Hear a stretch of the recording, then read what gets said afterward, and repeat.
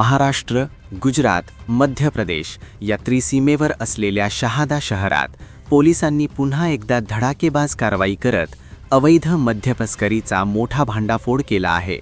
संविधान चौक, दोंडाईचा रोड येथे गुरुवारी सायंकाळी सुमारे 6 वाजेच्या सुमारास ही कारवाई करण्यात आली।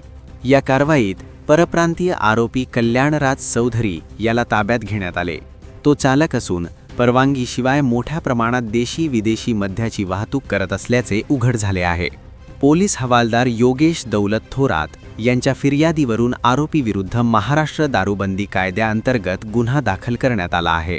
तसेच भारतीय न्याय संहितेच्या कलम 35(3) नुसार नोटीस बजावण्यात आली आहे। जप्त मुद्देमाल एकूण किंमत 5,14,800 रुपये।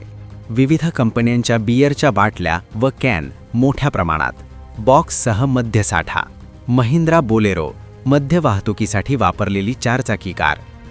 कारवाईतील अधिकारी फिर्यादी पोलीस हवालदार योगेश दौलत थोरात।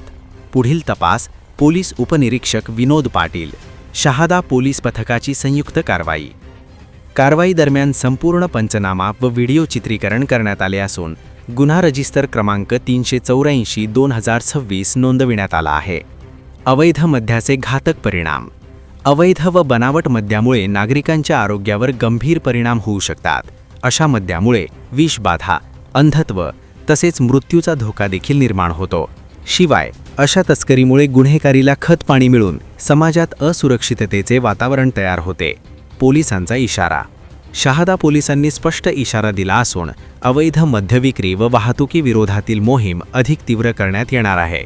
अशा प्रकारच्या बेकायदेशीर धंद्यांना आळा घालण्यासाठी सातत्याने कडक कारवाई सुरू राहणार असल्याचेही पोलिसांकडून सांगण्यात आले।